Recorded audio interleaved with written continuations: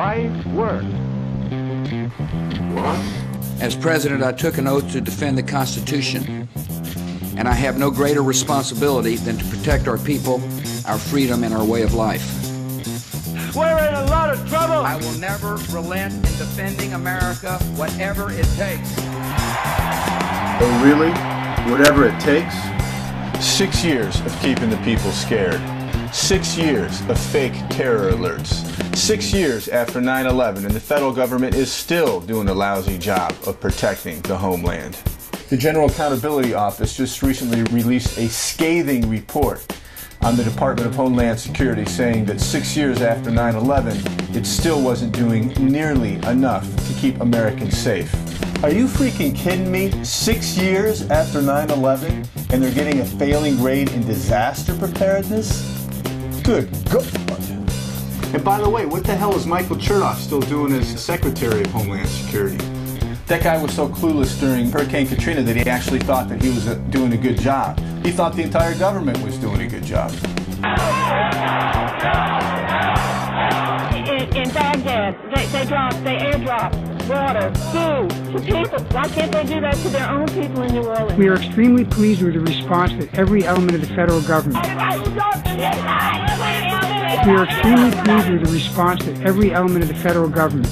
We are extremely pleased with the response that every element of the federal government. Brownie, you're doing a heck of a job. And Brownie, you're doing a heck of a job. And Brownie, you're doing a heck of a job.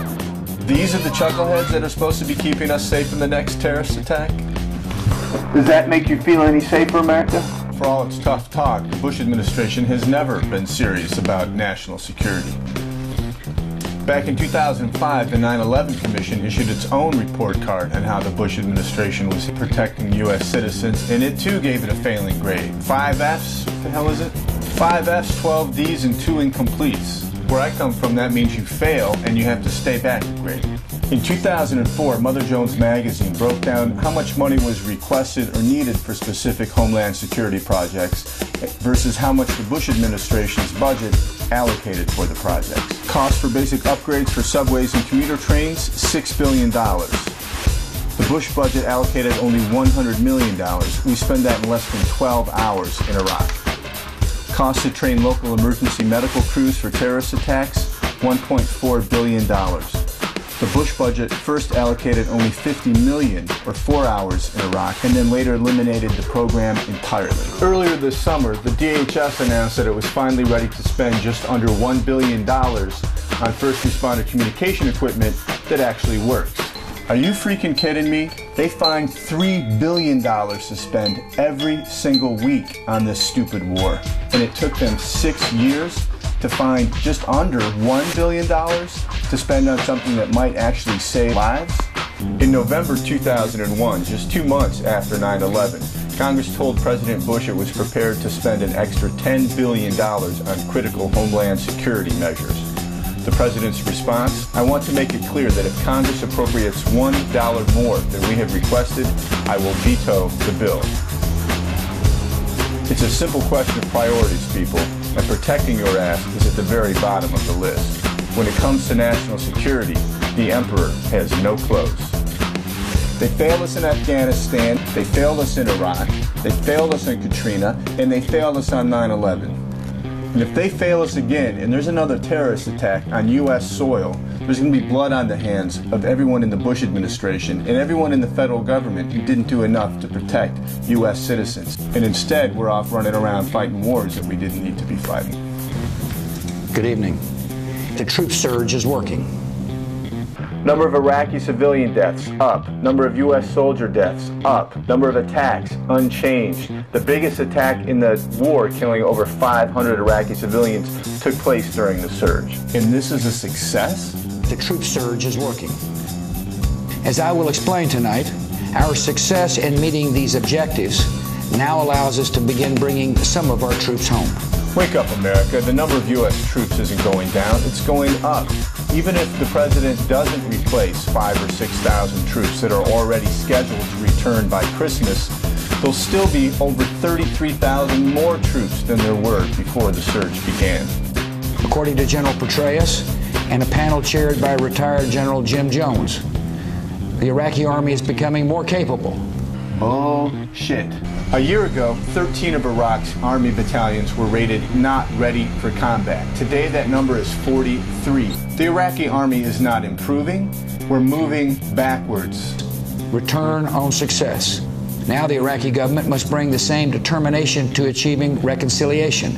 There is no Iraqi government. It simply is not functioning. 17 cabinet ministers have left the government. The biggest bloc of Sunni politicians has left the government. The top Iraqi anti-corruption official has left the government, saying that the Maliki administration is so fundamentally corrupt that they have to scrap the whole damn thing and start over again. Return on success. The troop surge is working. Anbar province is a good example of how our strategy is working. 65 to 70% of Iraqis say the surge has actually made things worse. In Baghdad and even in Anbar, a stunning review. Responses about the surge were 100% negative. And this is a success? The principle guiding my decisions on troop levels in Iraq is return on success.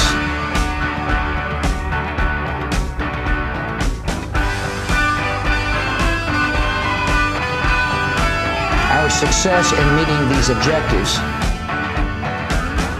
here comes success. Here comes success. Over my hill. Over my hill. Here comes success. Here comes success. But here comes my car. Here comes the military objectives of the surge are in large measure being met.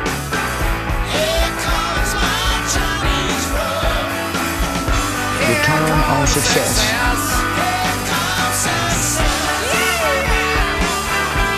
Man, this isn't success. This is bullshit. Because of this success,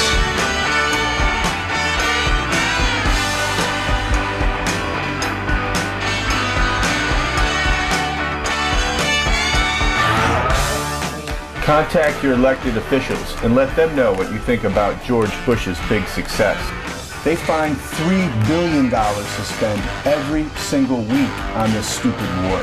How about spending that on health care, education, and keeping this country safe?